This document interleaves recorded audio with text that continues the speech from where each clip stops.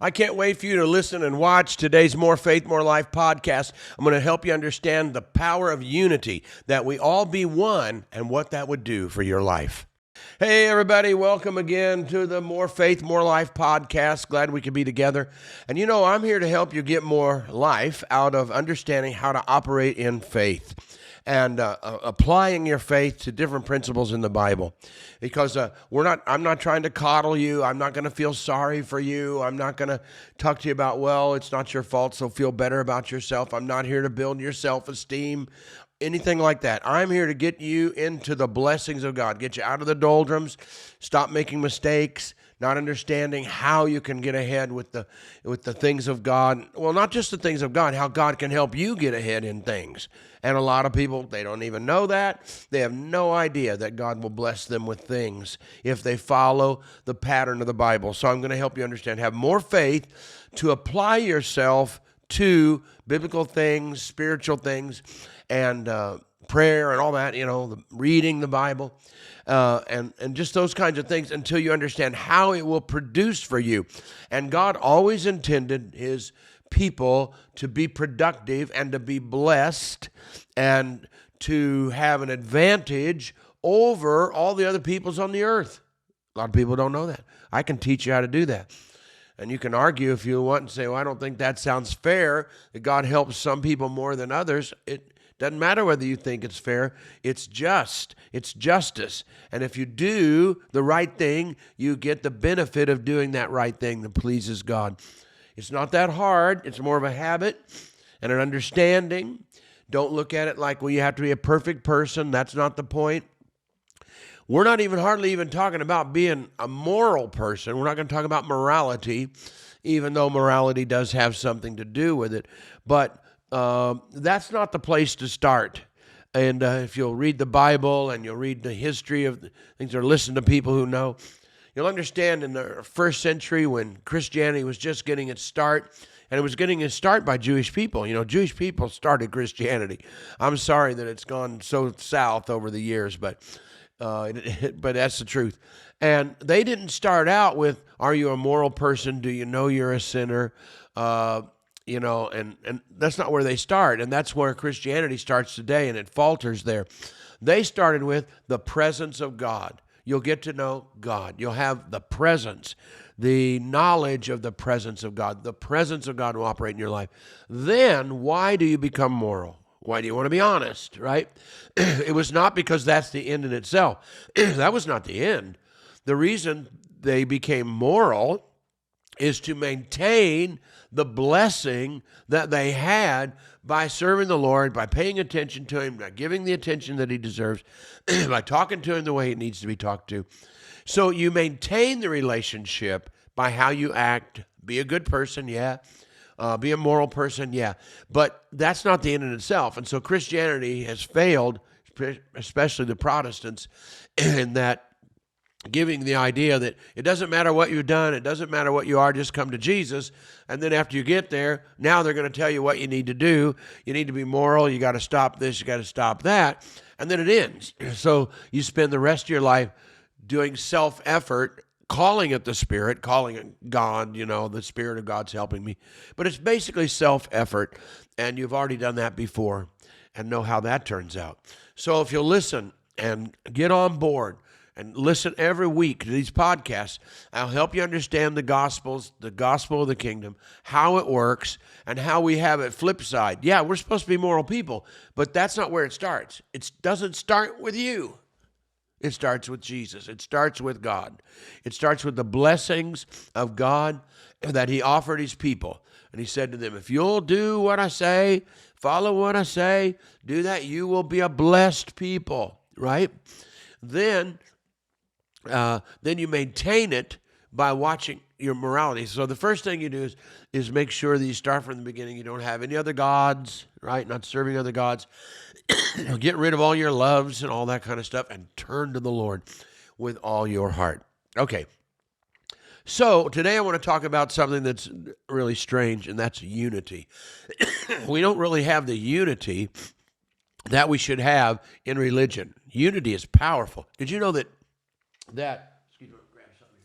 Did you know that in the Bible, One of the heartfelt desire of Jesus was that we would be one.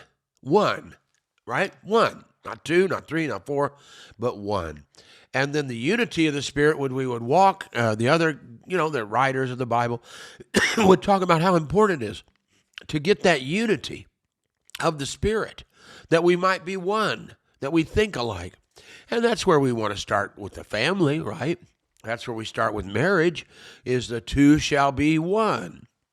Now, I know that's faltered a little bit in society when the two can't get along as one, but the goal, when you get married, the goal is you're saying, we're going to be one now, everything. It's us, not them, not you, not me, but us. And that's what God wants. Well, we don't have very good history of that. Let's back up. First of all, I need to tell you that when we talk about unity, it gets strange in religion because religion mixes it up with conformity, right? You know what that is? Conforming. And that's where people get they get afraid, oh, it's a cult or whatever, or it's a weird religion, or they're going to get me doing weird things because they want me to conform to them, okay? The only conformity is the Bible says don't conform to the pattern of the world because it doesn't work. It won't work for you. It's not set up to work for you. But in religion, we're not trying to get people to conform. We're trying to get you to be unified, one mind, one direction. Okay, so what happens then is it gets to conformity. So you maybe you haven't been around enough. Let me just tell you. So religion will pick it up and conform. Without being critical, one of the great examples that you can understand is if you look at the Amish, right? The Amish have a lot of things going for them. They're good in a lot of ways at what they do. But one of the things is why I'm not Amish and why you're not Amish, maybe even though there's a lot of good that they can do, is because you have to conform, right? There's different levels of Amish, there are different things they believe, but pretty much, right, you're going to see them in a buggy and a horse and no electricity and wearing clothes that are different than anybody else's that they wore, 150 years ago or whatever. And you have to conform to that. I don't want to conform to that. I don't mind being unified in great ideas and talents. I'd love to be able to build a great barn and do construction work like they do. I'd love that. But I don't want to conform to their ways. All right. But other religions have done it too. Now, the Catholics have done a good job with conformity in that they don't make the people dress and conform, but all the nuns and the priests, they all have their garb, they have their dress up, and they conform to it. So when you see it, I don't know the levels, but other people, Catholics, can probably tell some of them what level this person is by what they're wearing. And so everybody wears something, right? And they conform to it. The people don't have to, but they do. And so, but then there's been others, religions like, I got around a religion where all the men had to wear black and all the women had to wear skirts. They just happened to be black too, maybe, I think. And they couldn't have anything shiny because shiny was like an idol, shiny idol competing with God. So they would go out and they would buy a car. I don't know if bumpers are shiny anymore, but they used to be. You get a shiny bumper, and they would go out and spray paint. Usually they bought a black car anyway, and spray paint the bumpers that were shiny so they weren't shiny. And you had to do that to be a part of them. You had to conform. You got to get some spray paint. You got to paint your bumpers. That's conformity, okay? Unity is different.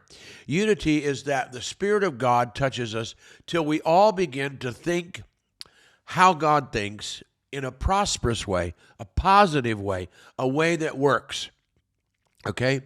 Now, back to the Catholics again. We'll give them some more credit. I went to, I've been to a lot of countries, and I was in Mexico quite a bit. And they have some cities there in some of their towns. They have Catholic churches that are open 24 hours a day. And they have Mass every single hour. So, 1 o'clock in the morning, they've got Mass. And so we're walking across this huge open air thing. Big square, open air, and there's the big Catholic church. And, it's 11 o'clock at night, and all of a sudden the bells start ringing. So I think, let's go in. They won't mind. Let's go in and see. we're down there ministering anyway. So we did. We went in. And it was amazing that we're in another country. But there were some other tourists there from America, from the United States, and they were Catholic. So we went with them. And when they got in there, they'd say the stuff, a bell would ring, this would say, that would happen. And all the Catholics from Mexico knew exactly what to do at the same time. They knew when to kneel, when to stand up, everything. But the Catholics from the United States, they knew exactly what to do too. They knew when to stand up and kneel down and do all the stuff. I didn't. I don't know anything about it. I'm just watching, doing the best I can to be respectful, right? But they knew. The Catholics had done a great job of unifying Catholics so that you could go to practically any Catholic church in the world, and even if you don't speak the same language, you know what to do. They have some unity. This is what we do. This is how we have church. Okay. And another thing, a story I can tell you. So I grew up in a town of about 20,000 people, or at least that's where I went to, when I was going to high school, 20,000 people. And in that town, they had two Catholic churches. One was on the east side of town, one was on the west side of town. If you lived on the east side of town, you went to that church. If you went on the west side, you went to the other church. Okay? They did exactly the same thing, but they had their territory, right? And so there was only two. And there was two when I moved there. There was two when I moved away. How about that? Now, on the other hand, I'm not a Catholic. I would be considered a Protestant. On the other hand, if you look through way back, you could look through Yellow Pages, but now you just Google it. Start Googling churches in that particular town. I did that a couple of years ago, just trying to figure out how to get some of this facts together. And I think there were probably 150 Protestant churches in a town of 20,000. Maybe 150, maybe 200. I just quit when I got up to 150 churches. I said, how can that be? How can the Catholics have 1, 2 on each side of town, and that's it? And then you've got all these 150 or more, 180 Protestant churches. And if you go to them, you don't know what you're going to find. You know what they're going to do. Some of them might just sit on their hands. Some of them don't play instruments. Oh, you can't have instruments in the church. Others have a lot of instruments. Others will have drums. Others will have guitars. Some will raise their hands. Some will sit on their hands. Some will be loud. Some will be quiet. You got to know what to do here because there's no unity, right? You can come to our church. It's lively. It's sort of like going to a Chiefs game for Jesus, Maybe not that loud because we're not that big, but people, they like to be enthusiastic. They enjoy it. And so they go and we clap, we sing, we're not afraid to try to tell a joke. We're not afraid to laugh, enjoy, smile, hug. It's just wonderful. It's just a great, great time together.